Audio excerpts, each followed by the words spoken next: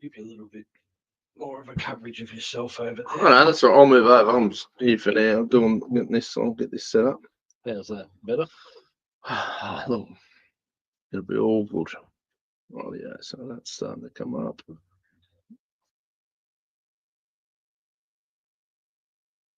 Got the RE mask kicking boots on today. Look at you.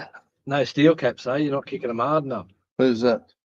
Me? Yeah. Oh, yeah. No, they're all right. What's going on here? Letting me change privacy. Well, Normally does. Let's have a bit of a squeeze. Seems all right in that little corner of the world. Is that live? Normally I have to edit it, but it's not going.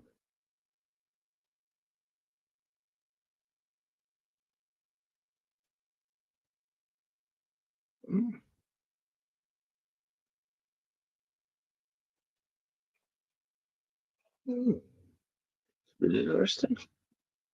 What's going on here? Anybody watching on the Facebook stream want to let me know whether they can actually see? Yes, give us a little shout in the comments section. Would be great.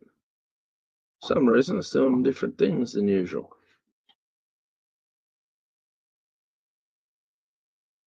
bit hacked. Probably. Could happen. Seems to be up there, but normally we have to change the privacy setting. By the way, the internet's been around the joint lately. I don't know. Anybody watching on Facebook, can they just give us a yeah? Bob, are you watching via the Facebook though stream or the YouTube stream? It's yeah, it's telling me that it's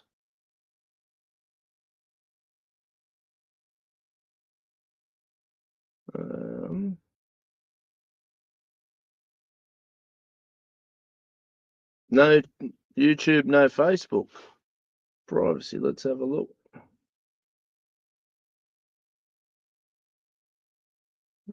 How's that one going? Has that worked? Facebook's just bumping its stuff. Whereabouts is it? Oh, you'd reckon.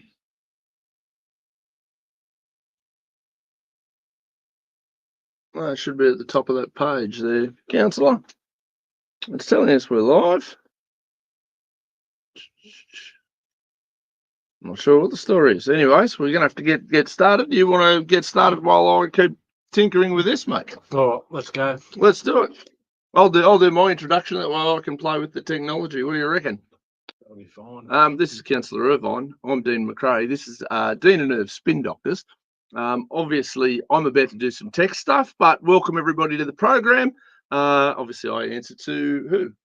Nobody. Nobody. Not a damn thing. It's a good way to be. But thank you all for tuning in. Councillor Irvine, you better cover your bum with a certain process while I try and figure this out. Well, my name's Anthony Irvine, and I happen to be a councillor on Temora Shire Council, but none of the views I express here are those of Temora Shire Council. They're the views of Anthony Irvine. That's crazy. Can you imagine having your own views? Yep.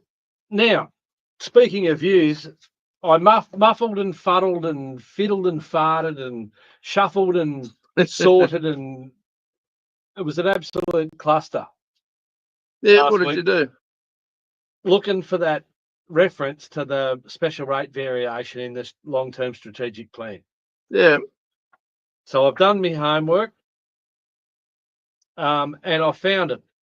So this is up currently on the internet on Temora Shire Council's webpage, and it's on exhibition. So if we go to Temora Shire Council's webpage, and if we look at Temora Shire Council's webpage where you land, there will be a menu. No. No. There will be a logo. Yes. Hit the logo, there, that logo there, where that hand is, like that, and then scroll down, and then you'll get this choice here of blah, blah, blah, blah, blah, blah, on exhibition. On exhibition is the important part. Right. On exhibition is these documents that I'm referencing here tonight. So our draft, our plan for the future, 25 to 2035, 2025, 2035, our budget from 25 to 26, and our draft resourcing strategy for another 10 years as well. Now, these are all on display until the 16th of June, and time waits for no man because it's the 5th of June already, so 11 days if anyone wants to make submissions. Now, in the section, our plan for the future, that bit, we were speaking last week about this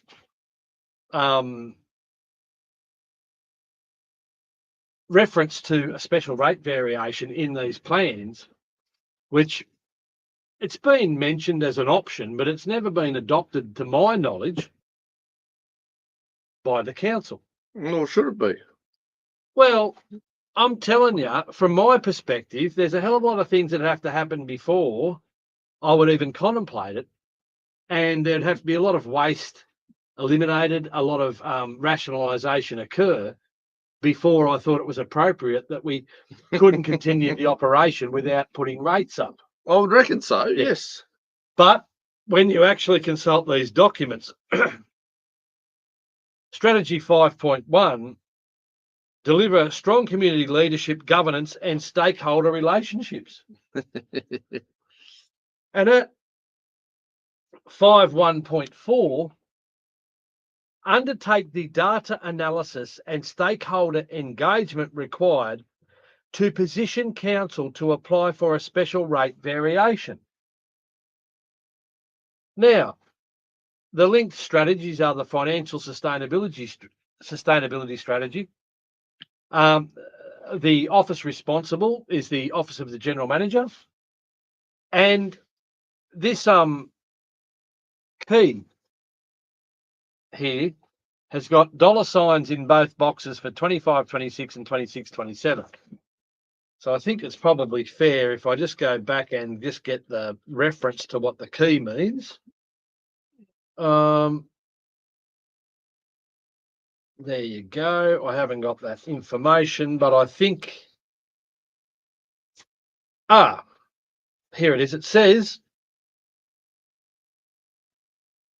if it's a black dollar sign, which it is, additional operating or capital budget secured. So it's been budgeted. Yeah, right. That's fantastic. So it looks as though for the next 2 years, the General Manager's office is going to be working on positioning Temora for a special rate variation application. Rob the people a little bit more. Undertake the data analysis and stakeholder engagement. Yeah. So I look forward to participating in the data analysis and stakeholder engagement relative to this process, because I consider myself a stakeholder because I'm a ratepayer and I'm a councillor. So there's two stakes. 2 stakes? 3 stakes. I pay rates. Sometimes I try to avoid them for as long as possible and try to ignore them as much as I can. Yeah. Then eventually I go, oh, fuck, I better give these people some money. And every time I do it, it makes me feel sad because I don't think they really deserve any money, to be honest with you. Yeah, so sorry, guys. I have no idea why this isn't letting this go live. It's making no sense to me whatsoever. It looks like Facebook has changed all of its settings again. So I'll have to learn a new skill overnight between now and next week. Looks like we're just flying high on the YouTube. What do you reckon? Sure you've missed something. How can you? Gee, surely you've missed something there. Mate, you'd reckon so. Is that public? It's supposed to be public. Try that. Don't know, ladies and gentlemen. Don't know, ladies and gentlemen. It could be working. It could not be working. Let me know in the comments or text me or whatever you want to do. Very, very strange. They change all their shit up, and then I've got to relearn a whole new system. It's out of control. I'm going to have to ring Zuckerberg and say, listen, you little stooge, cut the crap. They do that fairly regularly, though, don't they? Oh, they do. And I'm not sure why. I don't know there's any direct advantage of it. Keep you on your toes. Because I haven't got enough shit keeping me on my toes. Anyway, homework done. Homework done. Good stuff. Good Nice stuff. one. So we're about to get a special rate variation, which is inevitably. Oh, well, they're going to work up to it. They're going to. I'm going to try and remain calm. That's been my trick of the week this week, actually, to tell you the truth. I've had to work pretty hard to, That happens. just chill out. That happens now. We have a question. Yes. Bob Taylor, Vordine, have you heard anything about native claims title that have been promulgated for discussion in and around the Temora regions? Yeah, there's native title claims are part of daily life in Australia now. Yeah. There's currently a number of native title claims. There's always native title claims going on. There's been a number of them awarded, and believe it or not, they're very difficult to resist. So if there's some Crown land within Temora Shire that has been basically sitting there doing nothing, the local Aboriginal land councils are quite within their rights to put a native title claim on that land. And it's almost impossible to resist the native title claim. And the ownership of that land will pass to the local Aboriginal land council that have put the native title claim in, as long as they've got the legal basis to put that claim in. Yeah, right. And I suppose to some extent, if it's Crown land and it's sitting there doing absolutely nothing, well, but what happens, and this is the issue, if this land was then used by these organisations to build something on, or to conduct some ceremony on, or to do something meaningful with, put a McDonald's on the friggin' no, you might understand. Well, but at the moment, what tends to happen is these parcels are passed to the control of the relevant land council, and then quite often they might be sold off, and then the money gets distributed however it gets distributed through the land council. Sometimes these land councils go into administration, they fold up, the money goes by the wayside, and there doesn't appear to be too much benefit flowing to what you would call the recipients. You know what I mean? So Indigenous. Anyway, stuff. so to answer Bob's question, yes, these are part of life. They're always ongoing. Since I've been on council, there's been a number of them already determined since I've been on council, and they just come and go. If council have got a piece of land earmarked for a special project and we can demonstrate that we've been working on it, we need it for stormwater mitigation, or we need it for landfill, or we need it for a public use, then we can defend the claim. But if it's just sitting there and we've been doing nothing with it, well, it's pretty hard for us to say, oh, but we really need it. I just can't think of why. We need to put a new McDonald's up. Yes.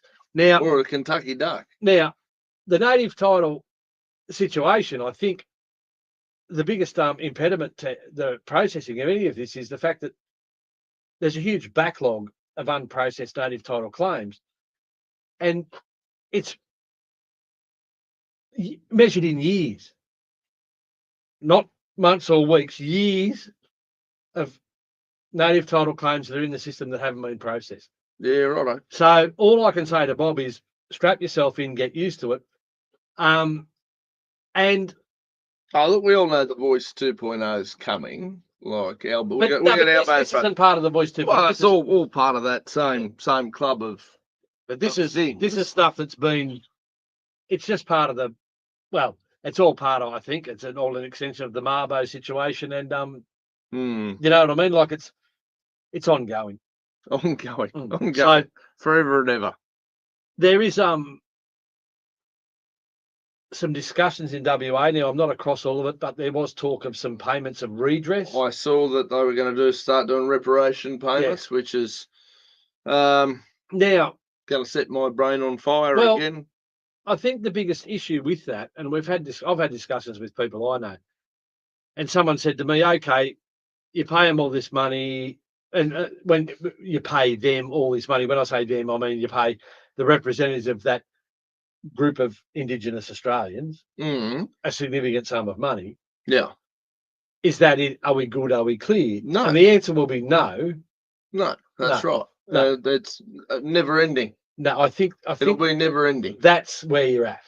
That's, I reckon, 100% where it's at. Yeah. So I think this is just part of the process. It's a bit like the saying sorry nonsense. You know, I'm not apologising for something I had no part of. No, but we've had this conversation before. The only way forward, to my mind, yeah, is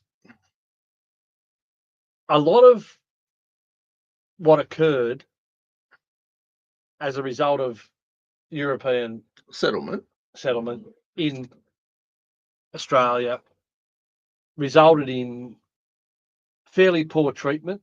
Sure. But I don't recall ever treating anybody poorly. And no, but this is the thing. You say that, and that's fine, and you can hide behind that. I think the thing that I resent the most is a lot of things occurred that I wasn't educated about, and I went to good schools. Yeah. I've had to find a lot of this stuff out since I became an adult. A lot of this stuff's very raw, and a lot of people don't want to talk about it. And I think that's probably the negative part about it. Or I think the first step in any of this process is to actually know and understand what occurred and getting an agreed set of facts. Now, I'll give you an example. There were what can be described as massacres.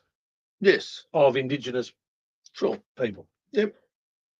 In order for this massacre to be recorded on a register, and there's a register where they actually record these things, it can't just be one person saying, "Oh, there was a massacre there." It has to be agreed by basically the Indigenous people, the white people, and verified in other ways for it to qualify to go into this database. Right. You know what I mean? So it's not just a he said, she said bullshit thing. There's a degree of provenance required. So just remember, history is generally written by the winners. Well, no. Well, this is like I say. Yeah, no. Well, that's to that extent you are correct, because the history that I've been taught excludes that period of Australia's history. Yeah. It excludes any element of how situations that might have taken place that may be unflattering to the Europeans. The Europeans. No, I have no doubt some of them were a bunch of absolute pricks. Yes. And no doubt they did some foul shit. Yes. But yes, I won't be apologising on their behalf. And I won't be taking a backward step going, "Oh, well, hang on a minute, I better pay you." Have you got any empathy for an Indigenous person who may have had a family member dealt with in that way? How do you mean any empathy for? There are plenty of European countries for hundreds of years that have had wars, and people have had foul shit happen to them. People have gone to war. People have done, and that's why these historical things. These historical things don't get, and people carry that shit around like a dead cat. Well, it stinks. Yeah, well, if you're going to go carrying it around, but that's what when you say this in Europe, that's the reason there's a lot of these wars. There's a lot of countries that have been occupied by all these different people and invaded, and they invade back, and then they stab them, and they come and stab them, and it's a big stab fest, and that goes on for generations. Oh, let's look at the Israel and Gaza business. They've been throwing bombs at each other since forever. Adam was a boy. Yeah, and it's going to keep going, and it's going to keep going, and people go, "Oh, don't you feel bad for the poor Gaza kids that are getting killed, or the poor Israeli kids?" Yes, of course. But it's a bunch of political dickheads who are throwing bombs at each other, and they, that's what all these things are. And it's the same thing with this Aboriginal stuff. There's a certain amount of them that are profiting significantly off it. There's a certain amount of them that are genuine. There's a certain amount of them that are militant and all the regardless of what you do. Yeah, that's right. they're not going to be satisfied. No, and you know what? And there are some dickheads in the white side of the whole caper there that no matter what happens, they're going to dislike black fellas, and there's black fellas who are going to dislike white fellas. I think the first part of the equation is to acknowledge that racism exists. Sure.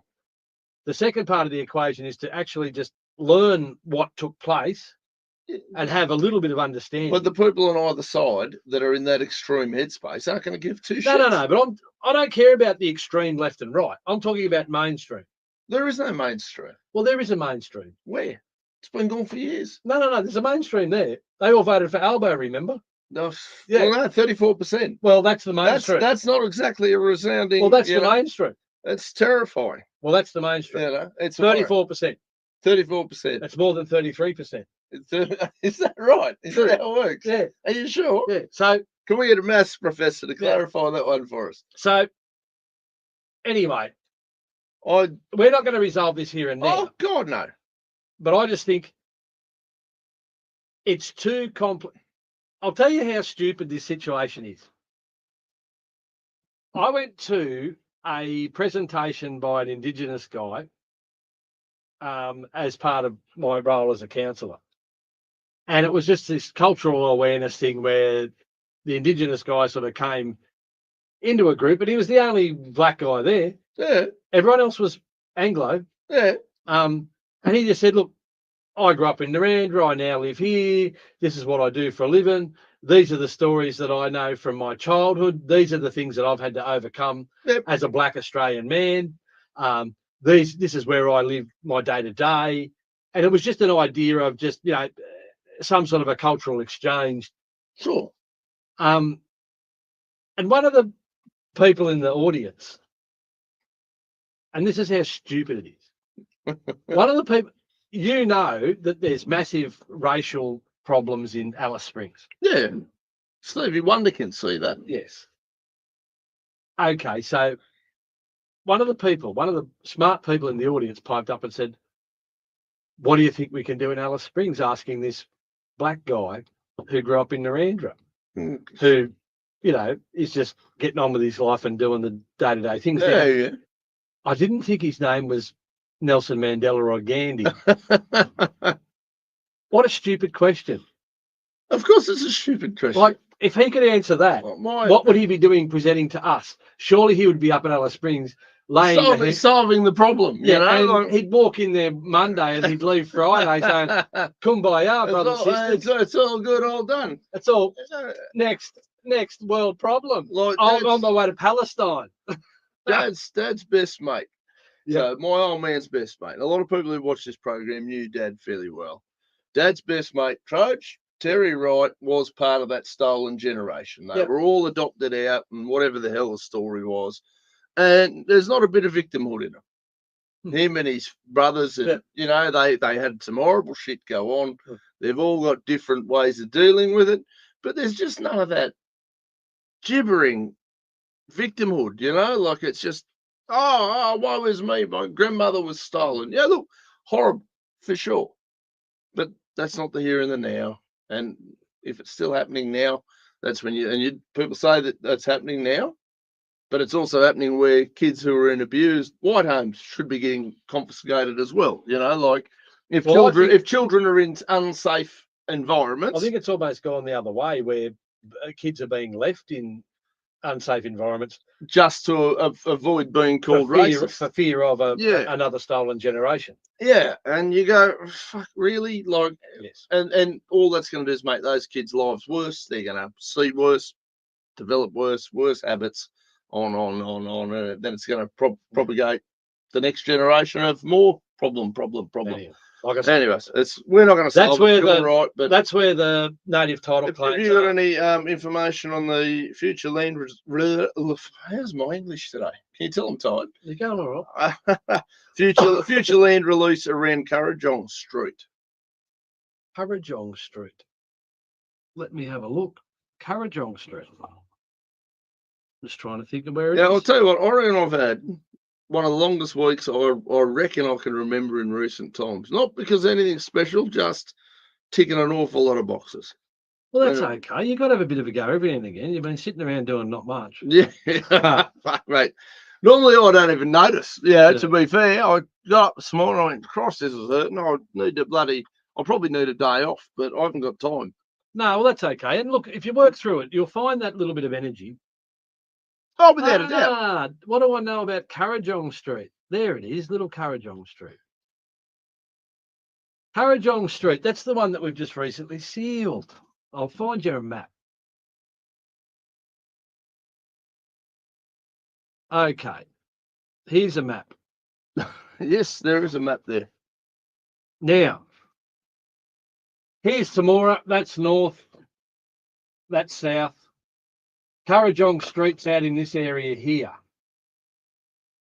Yeah. right? Now, we spoke about this a couple of shows ago.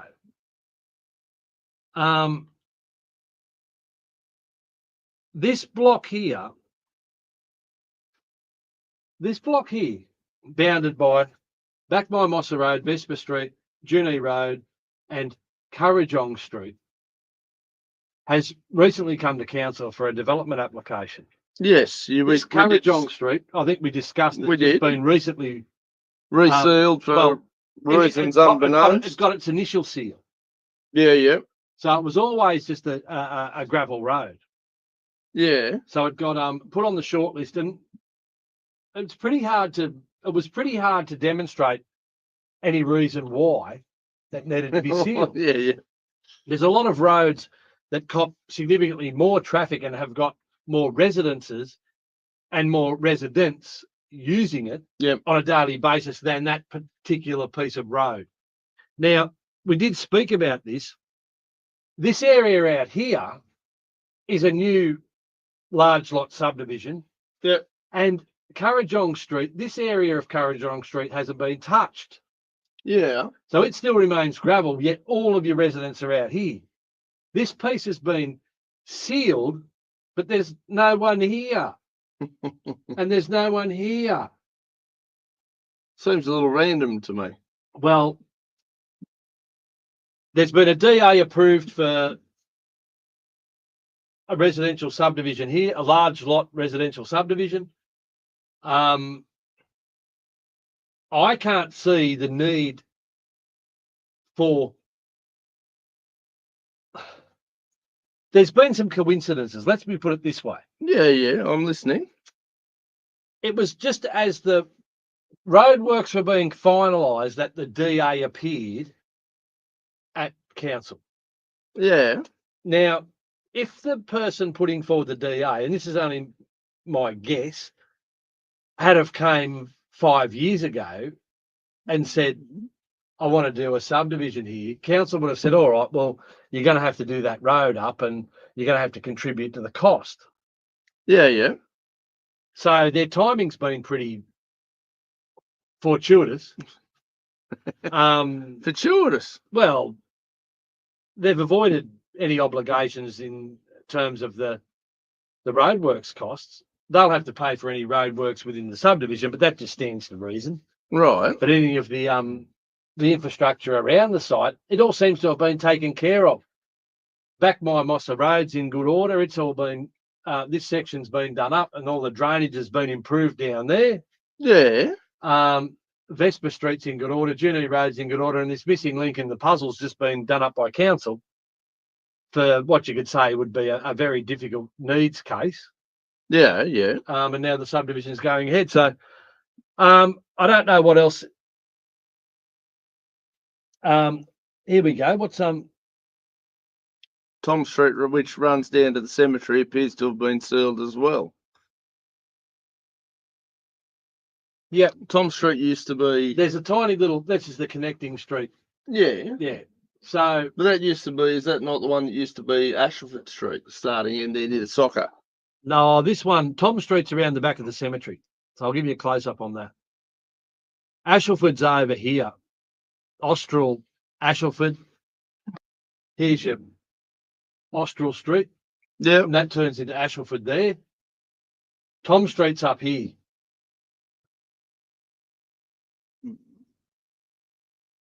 Yeah, Tom Street's up here near the cemetery. Now, I know Temora Shire Council have purchased some land. I think Temora Shire Council might have purchased that land there. Right. That land there. What do they do with that? Well, that's for future expansion of the cemetery in years to come. I thought it was a fairly sensible. Well, I suppose they're going to keep on. People are going to keep dying, so that does make a little bit of sense for sure. And the land came up for sale, and it was at a I considered to be a fair market price.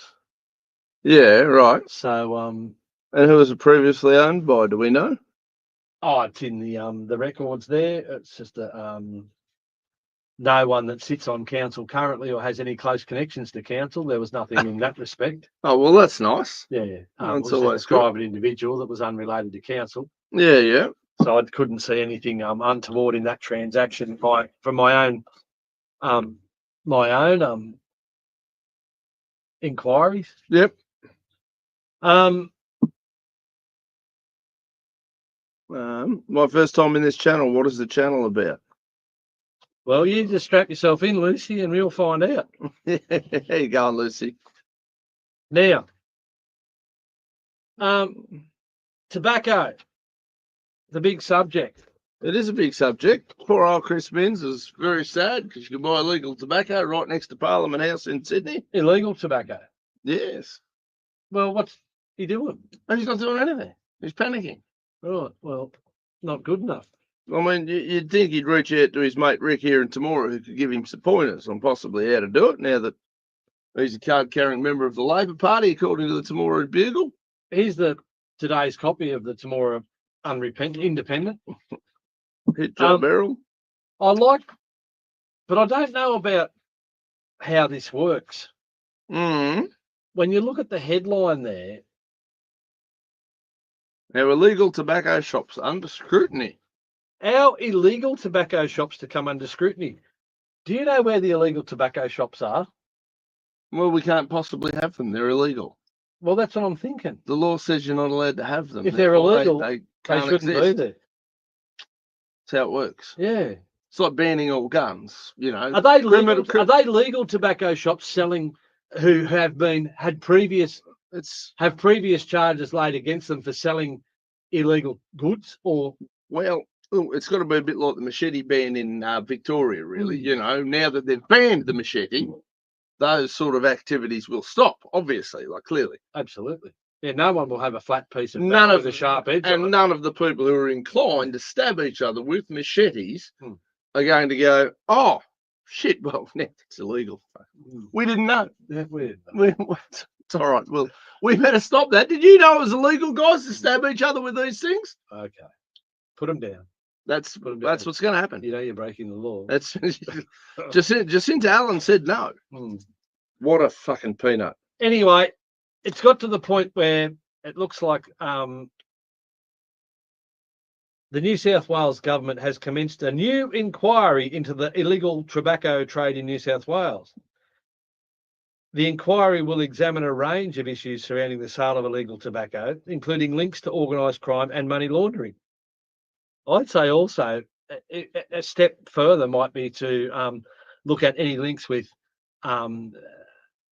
corrupt port authorities, potentially corrupt police, and corrupt politicians in terms of how this product could be leaking into Australia in the quantities it's leaking in. Yeah, for sure.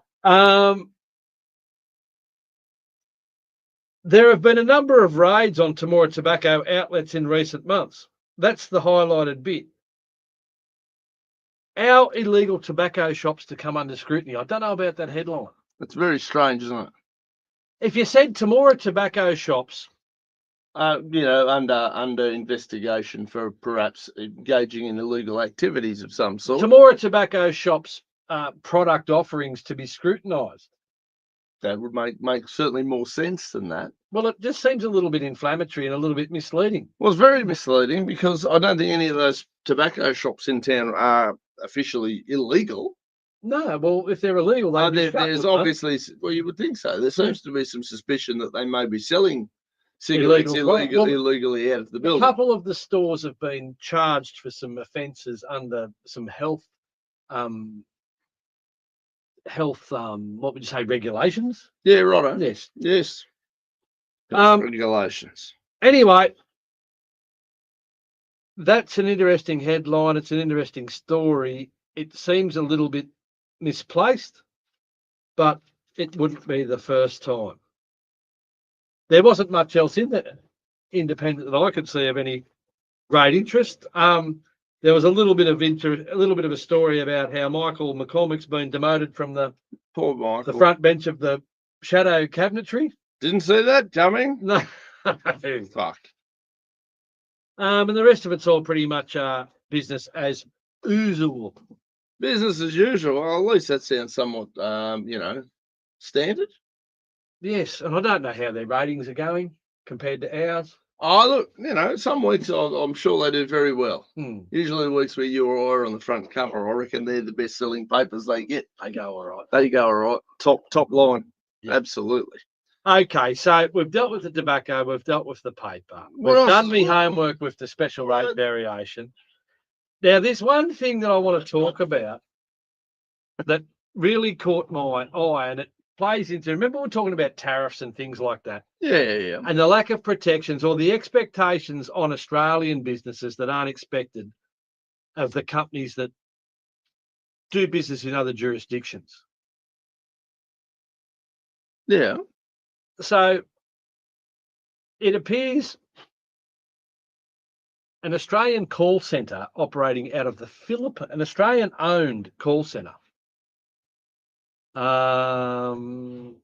Filipino law, Fair Work. We'll do that as a little search. They have Fair Work in the Philippines. No, but would you believe in this story from Tuesday, the 3rd of June, so it's quite current. Yeah. This Filipino woman was engaged. There was an Australian business exploiting offshore workers. Right. Allegedly. Allegedly, of course. So here's the lady in question, Joanna. Hi, Joanna. Joanna Pascua. She's believed to be the first overseas worker to win the right to Australian workplace protections in the Fair Work Commission. Right. So, in short, Joanna, a paralegal in the Philippines working remotely for an Australian business, has challenged her dismissal in the Fair Work Commission. And the Commission has found she was entitled to Australian workplace protections. So, lawyers say the ruling confirms the risk Australian companies could face legal claims, including class actions from offshore workers. I really like the way she talks about this. She was sacked last year by a Brisbane credit repair outfit for whom she was doing paralegal work from her home in Manila.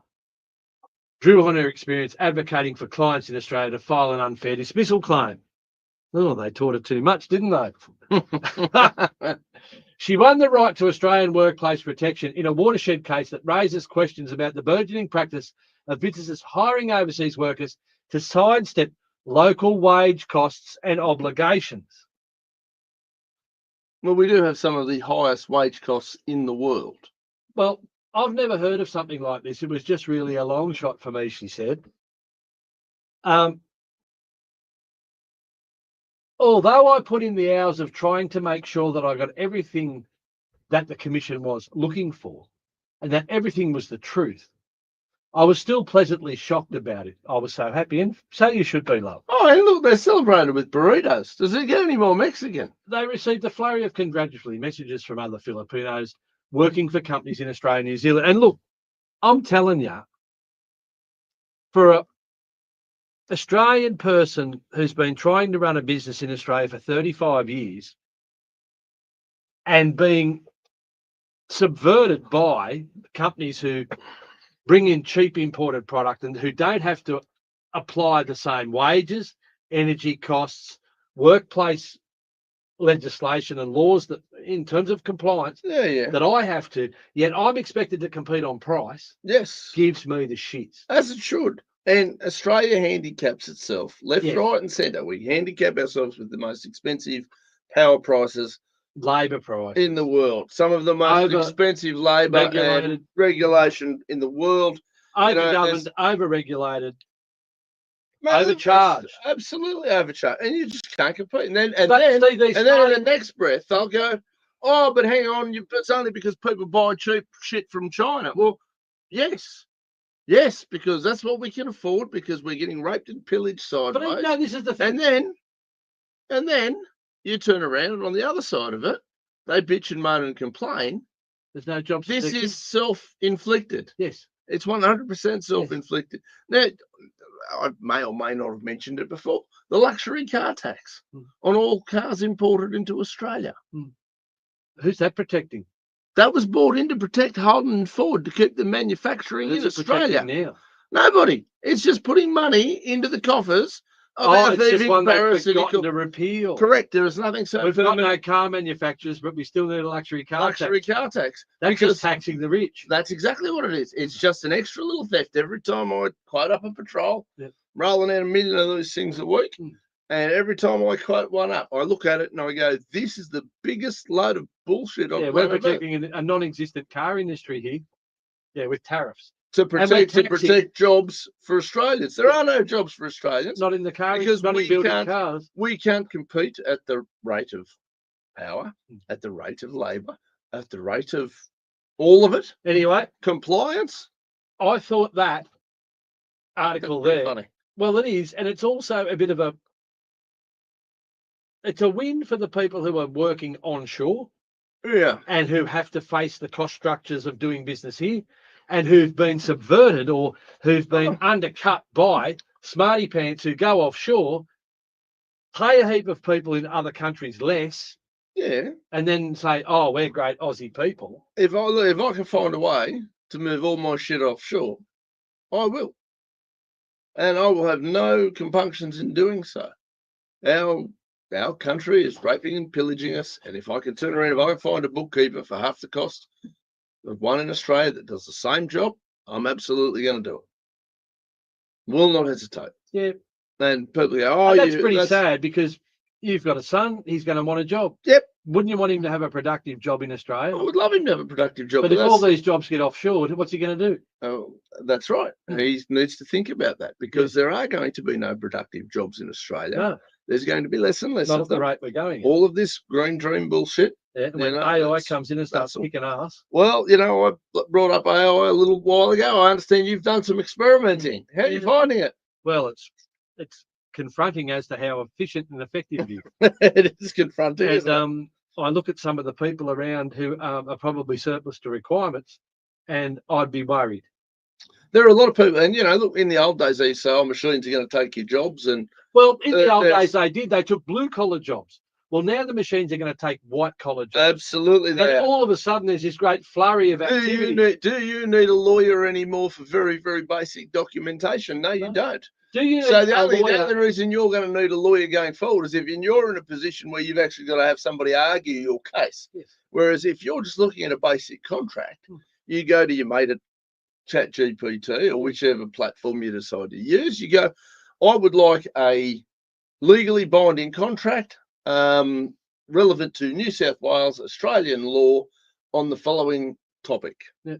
Dean and Irv Spin Doctors need to have an arrangement because we've got too much money coming in from this podcast. All of our sponsors. What are we sending them out? And will it be legally binding? Tick, tick, tick, tick, tick. 30 seconds, it'll blitz out the legalese. And then all you've got to do is change the names at the top of the document, tweak the bits and bobs, and you're done. Good. There's no need to go down and pay your local solicitor. Well, I think that one of the biggest industries is going to be accountancy. They're talking about bank tellers. They're talking about a lot of this, even some diagnosis stuff in the health industry. Yep. A lot of these things are going to be outsourced to AI, and a hell of a lot of jobs are going to disappear in those spaces. Now, anyone who isn't actually doing something meaningful and something needed is going to find themselves a little bit out of work. They're going to find themselves in a lot of strife, and that's when all of a sudden I'll have people tap me up for these arguments for the UBI. Yes. the universal basic income concept. Now, I Slave wage. don't like the concept at all, Yes. but I can also look at the way the world's going and go, how do people justify their existence with the current cost structures of living But this is the whole versus thing. where it's going Well, versus how do you do that?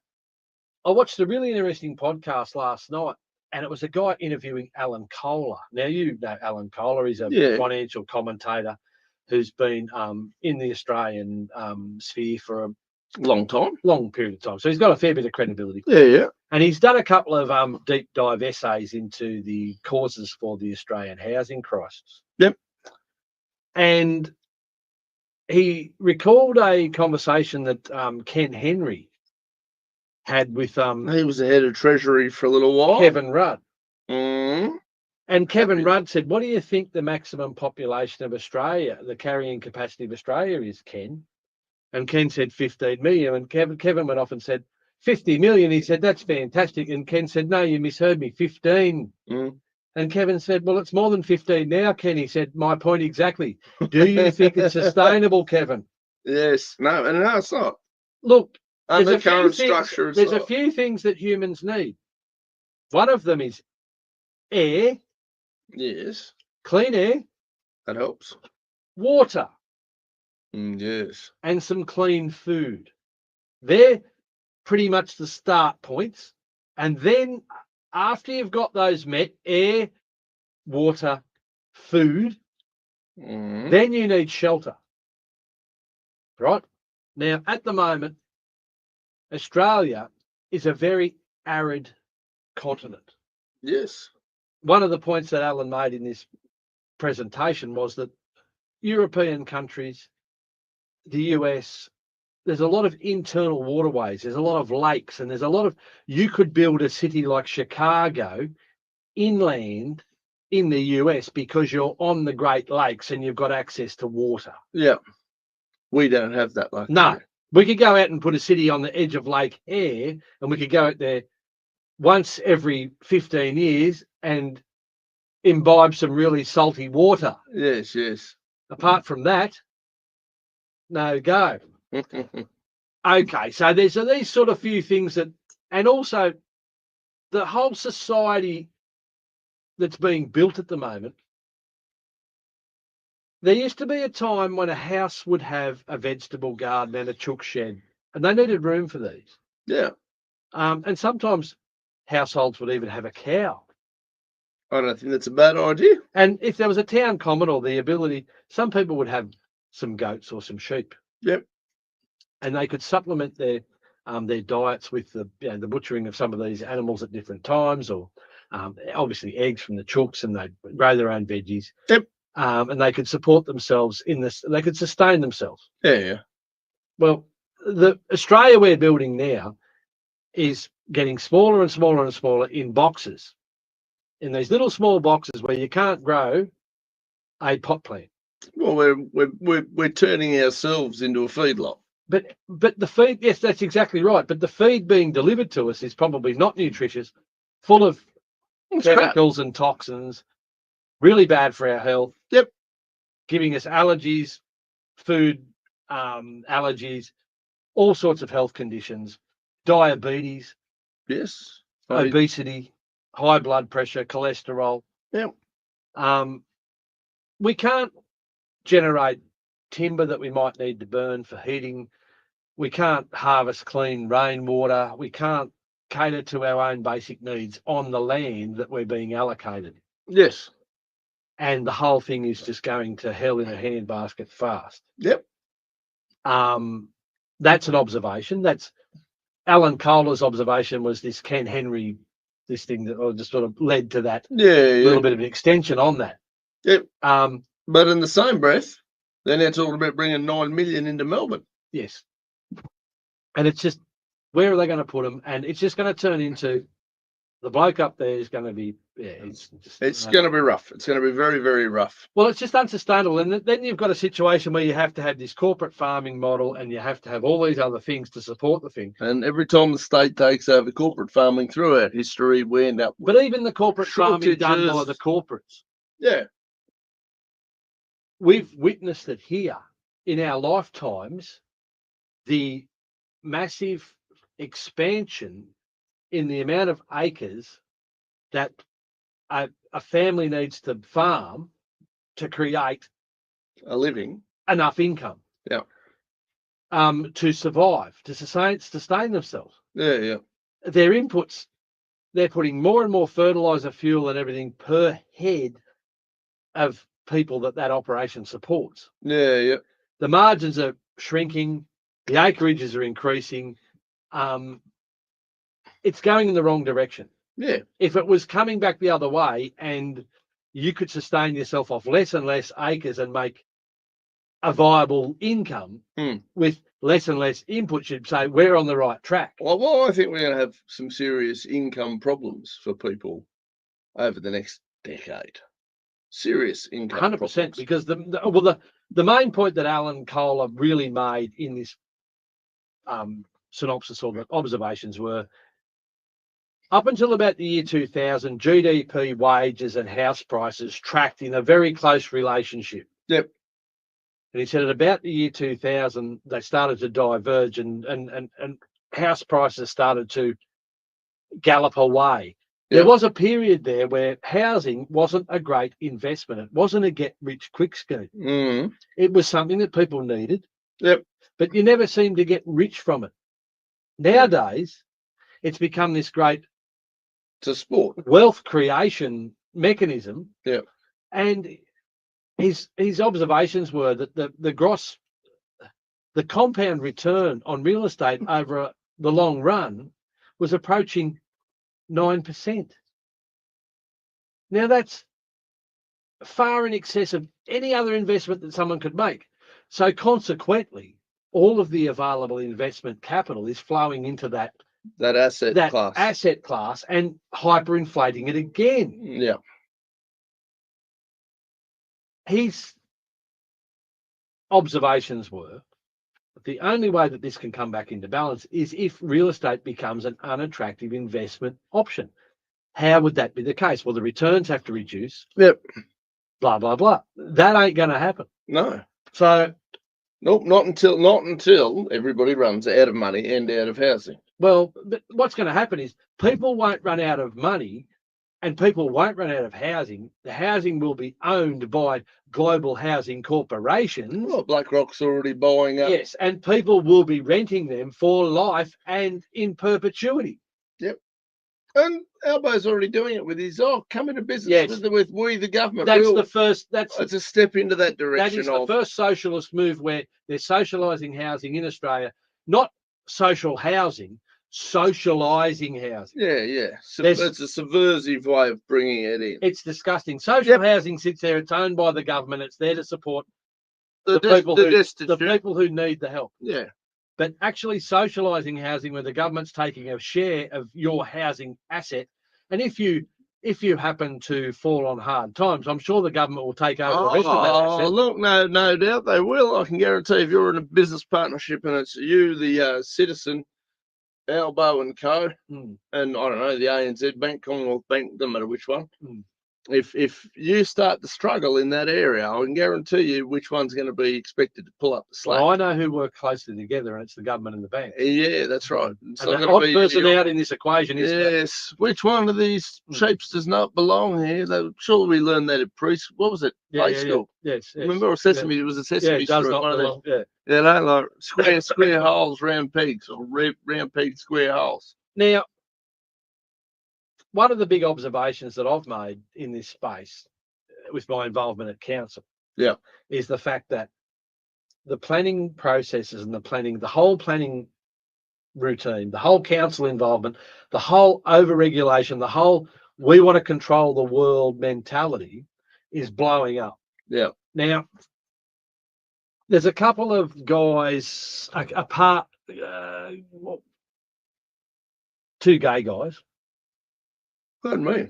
Two gay guys who live at Bega. Bega, that's lovely. And they've built a tiny home. Yeah.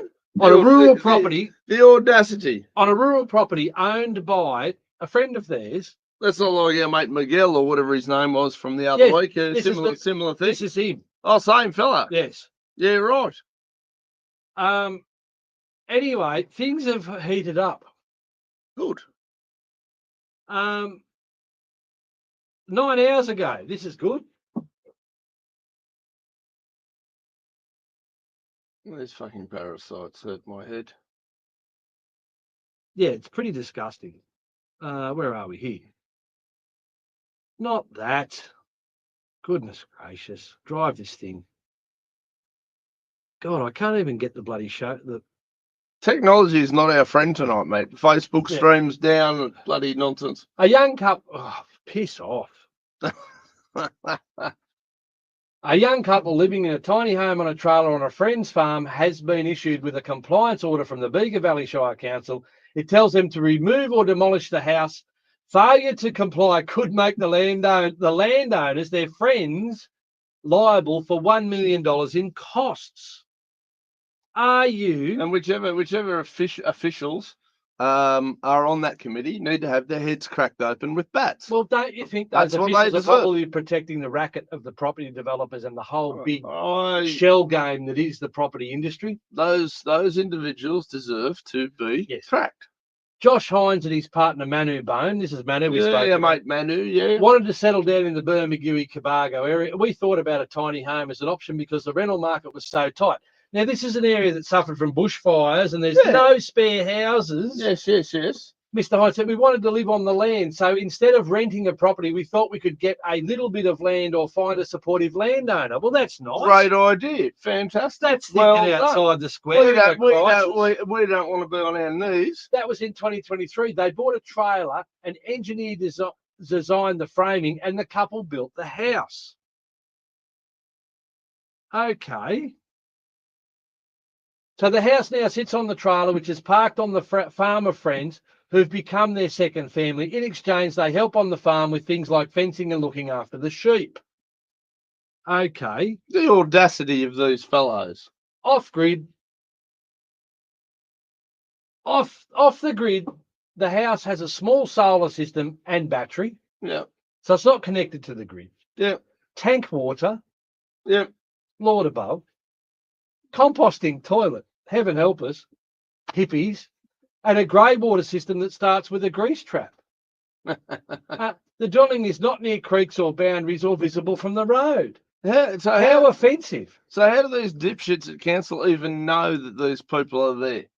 Well, who'd know? Maybe someone dobbed them in. I don't know. Maybe a property developer who's got a subdivision up the road. Whose sales are slow. Fuck me. Can't have people living on their friend's place.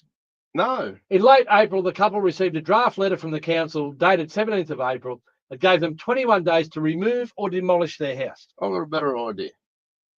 Remove or demolish council. Start with the council buildings. But by the time we received the letter, we had 8 days to comply. Mr. Hines said the letter was a compliance order and said the landowners could be liable for $1 million cost plus $10,000 per day if we remain non-compliant. So it's really putting a gun to the head of their friends. Yes. Because their friends have got assets. Yes. These guys haven't got assets, so there's no point putting the thumb screws on them. Can't get blood out of a stone, yes. The letter also mentioned a $3,000 fine and the possibility of any costs incurred by the council being back charged to them. Well, there would be no cost to council if you fuckwits just minded your own business and stayed out of the way. The council says the structure needs a development application and that a council compliance officer had investigated on the 15th of April. Mr. Hines contends no council staff inspected it. And more to the point, stay off my property. Fuck off. Well, how did they inspect Not welcome. So it's built on a trailer frame. Yeah. Now, when they built it, they did so understanding that under Section 70 local government regulations, one caravan could be parked on an occupied residential property without a DO. Fuck. Now, Mr. Hines said the New South Wales Planning Department released advice that tiny homes on trailers are classified as caravans, and that was tested in 2018 in the case of Karina Mary Russell versus Camden Council. It could end up in the Land and Environment Court, but other cases have already been settled. It is a waste of the court's time. Look, I'm not going to go on other than to say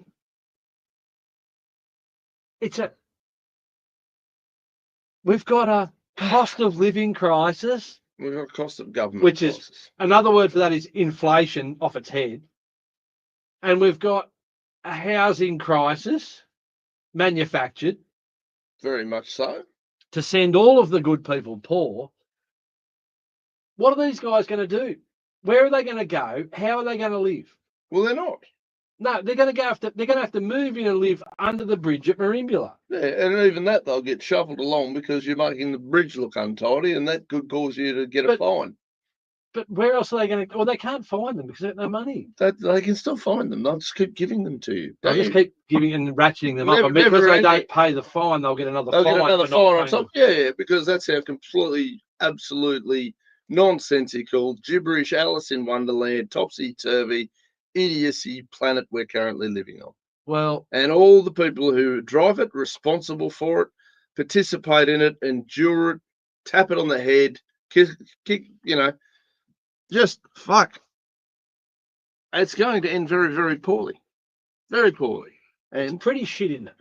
I've, Now, you'd think that when if a council was sensible, if a council was, don't you be funny. if a council intended to actually face the housing crisis head on, they would be coming up with proactive, to-the-minute solutions. You'd be going, great job, boys. That's fantastic. Maybe we can mimic that elsewhere for other people who don't have anywhere to friggin' live. And if we get a complaint from someone, then we might take some action.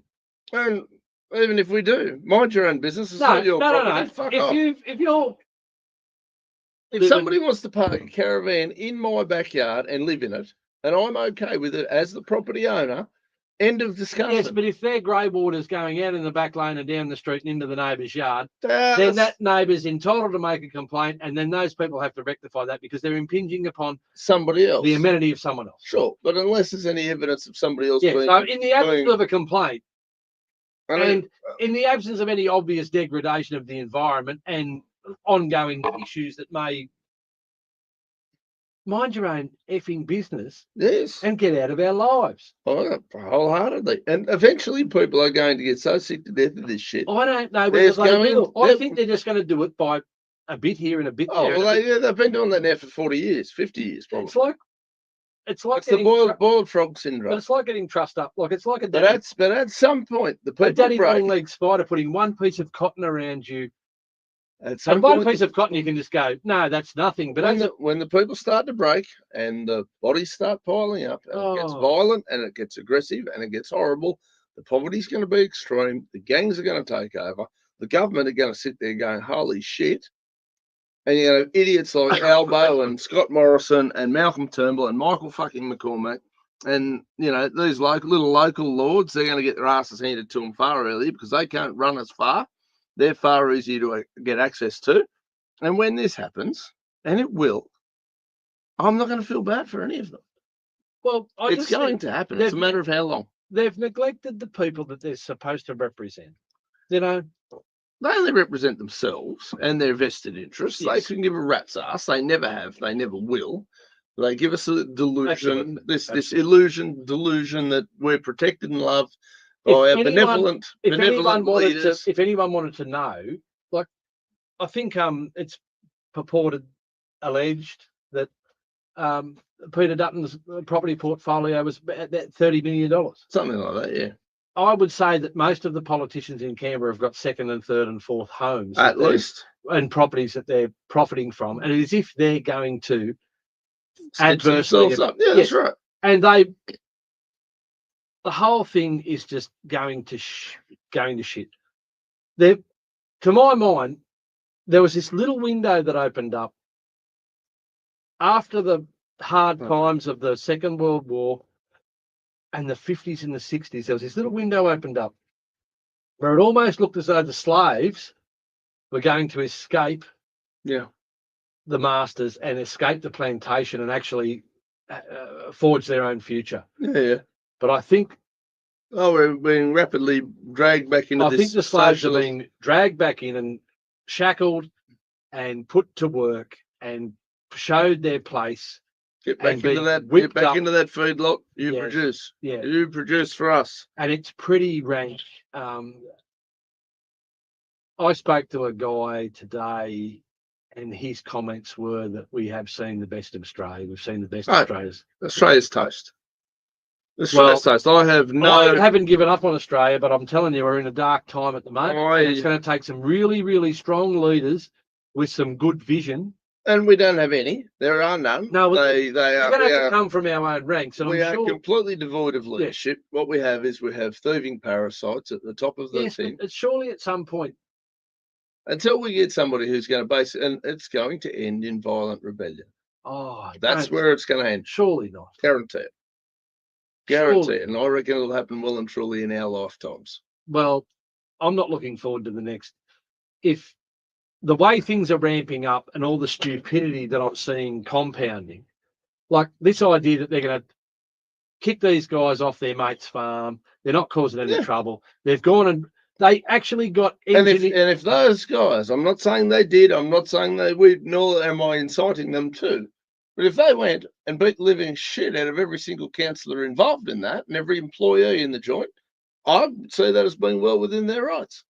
Well, I wouldn't even be mad at them. I can't say that. I can comfortably go. No, I can't say that. But what I can say is I think they're being certainly subjected to unfair treatment, and I think they've got a right to exist in this world. No, they don't. Clearly, they don't. No. That council has just proven that. Well, and when people like that throw their weight around and threaten the people who are but when you're looking at this couple, right, who are obviously whatever circumstance they're in financially, where eventually they are going to crack. We didn't have anything. I don't know this story, right? Did we lose a house during the fires? Don't know. Maybe lost a house during the fires, for argument's sake. Well, lost my job because I don't know. AI has taken over and I'm no longer employed. COVID happened and we lost our business. Whatever the story was. And now we're not even allowed to live on a fucking glorified caravan on our mate's property without being raped and pillaged. Without Big Brother coming in. At some stage, it might not be those guys. At some stage, somebody is going to go, you know what? Fuck off. And there's going to be violence. Now, I've got some homework that I've set myself and I couldn't put my hand on it tonight. But there are some councils in Australia who are starting to look at sensible. These tiny homes, granny flats, and these other options for accommodation and livability. Yep. You know, we've got the federal government jamming people in the front end of the pipe. We've got local government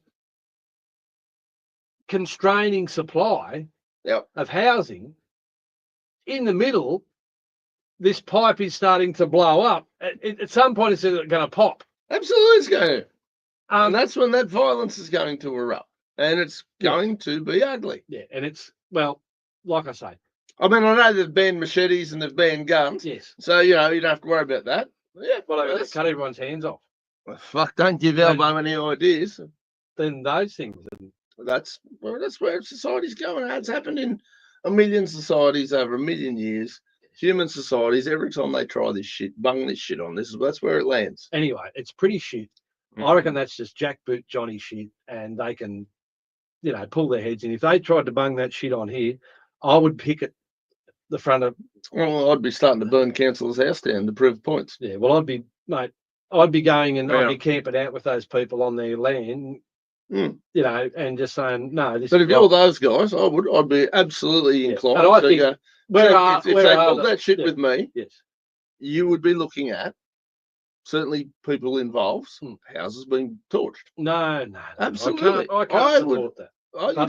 I don't support it. I'm saying that's the consequence of these actions, and that's where it's going. Well, there's going to be some people. There will be retribution. There's some people who are going to be so aggrieved by it and so distressed by it because these decisions are being made by people who are probably sitting in their 4-bedroom home. Oh, with their fucking $300,000 a year taxpayer subsidised income, protected by the government and all of the power that the government can bring, and thinking that they're doing the right thing. Yep. Delusional. Absolutely, off their planets. Yeah, power jockeys who are just tripping on the trip of just being, just a little bit special. Yeah, well, they're special, all right. They're special, all right. To that end, our friend Andrew Thaler has got a date with Destiny tomorrow. Oh yeah, that's what's he got an NCAT? He's got an NCAT hearing. Yep. Into his suspension at Snowy Valley's Regional Council. He's got some strong representation. There was a post. I saw a couple of the other Victorian councils where mayors have been stood down by bloody CEOs and things like that. They're all starting to take off. All this sort of nonsense is just thick and fast, which is just subverts the fact that, you know, if you can be voted in as mayor, and some of these councils elect a mayor as opposed to just electing a council, if the public can elect a mayor and then the people in council can just overturn it, what's the point in the democratic process? Well, what's the point? What's the point in voting for your mayor if you've got no play? From Mr. Thaler's point of view, he got elected democratically, but it appears there's a group that are going to try and use the system to unelect him. Well, that's right, because he's saying things that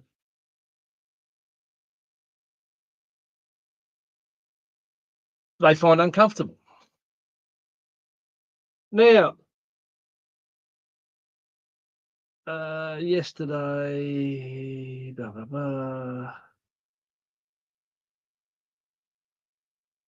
Thaler derangement syndrome. Yeah, fair call.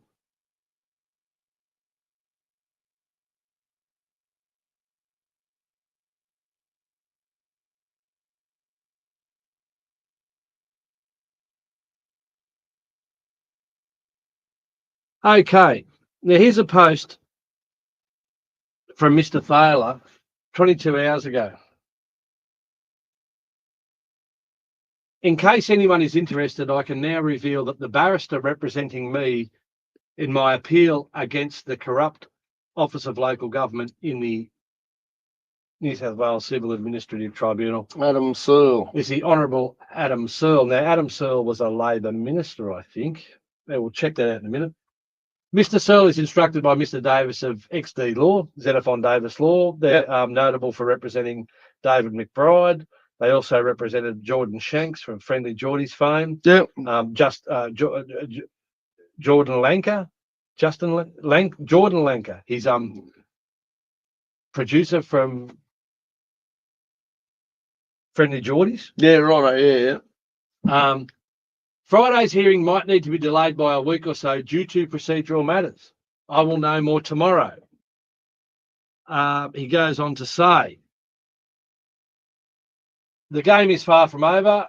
I will have more to say soon. Well, good luck, Andrew. That's all I can say. Yeah, mate, absolutely good luck. To my mind, this is an example of the power imbalance that exists in these matters. Mr. Thaler has to fund his own defence. Yep. He has to meet every expense he incurs. It has a huge demand on his own time. He has to take time out of his business, so it affects his income. Yep. He has to take time away from his family, and he has to fund these matters. Yep. On the other hand, the OLG, they turn up, they punch the card, they get paid for every second they spend on these matters. Any invoice that they raise gets met, and they can basically go forever. Yep. And the taxpayers back, like good parasites that they are. Yeah, and it's just like, well, bring it, Andrew, bring it.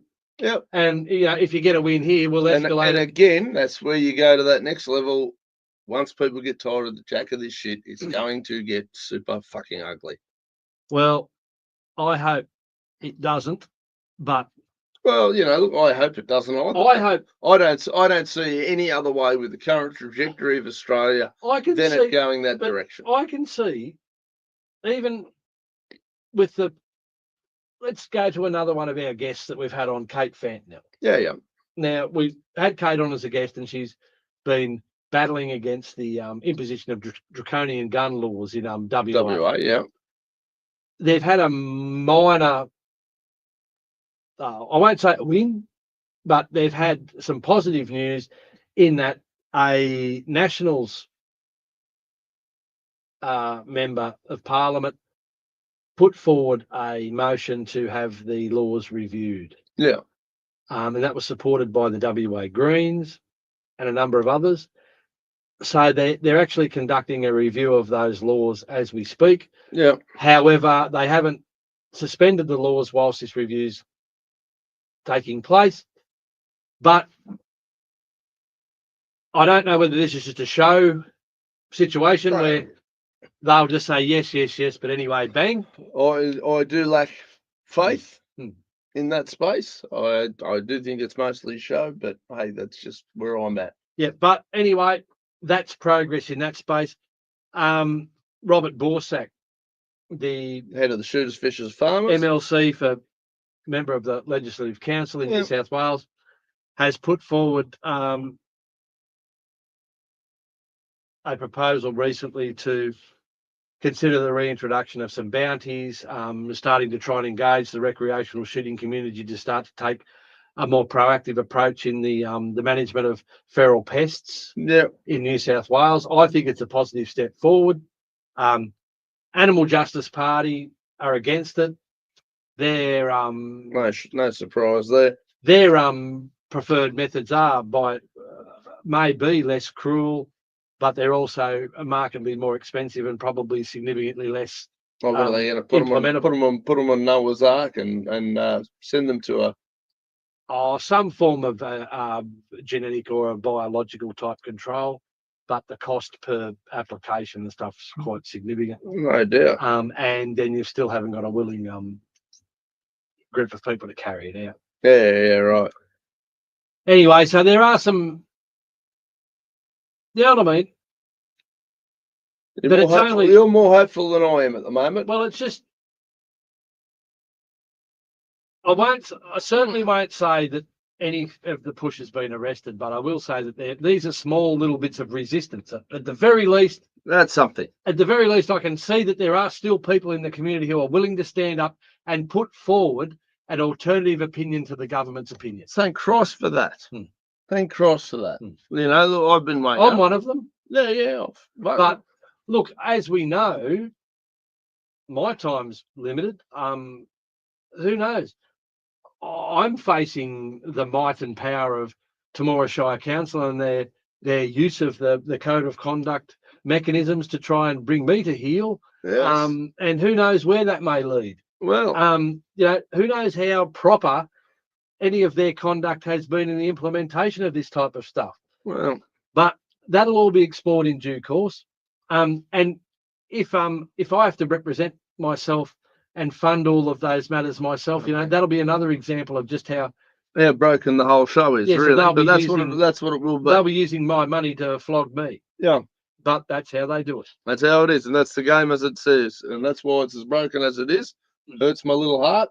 Well, I hope we haven't. Has anyone else sort of piped? Oh, well, Lucy, look, I hope your first time was okay. Well, look, it's where we are a bit light on because I still couldn't make the Facebook stream work. So it's got me a little bit baffled as to what's going on there. That'll be my homework. You can post it onto Facebook. You can link it to the YouTube absolutely channel. Yeah, absolutely. That's what it'll have to be. And we can get back up there to our couple of thousand views. Yeah, look, that'll be all right. I'll have it figured out by the end of the week or by within a week. That'll be all right. Now that I know that there's a problem, we normally just walk in, we go dunk. The whole page looks different now, and yes, they've rejigged it. They must be out to get us. I wouldn't say that. Not everyone's out to get us. Sometimes they just change things. They change things. Fucking hopeless. Out of control. Yeah. Anyway, it's been fun. We've got a bit of stuff off our chest. We've done our homework. What was my other homework I have to do? I've got to find out what councils are actually doing something proactive in the space of maybe we can hook up Manu and his mate.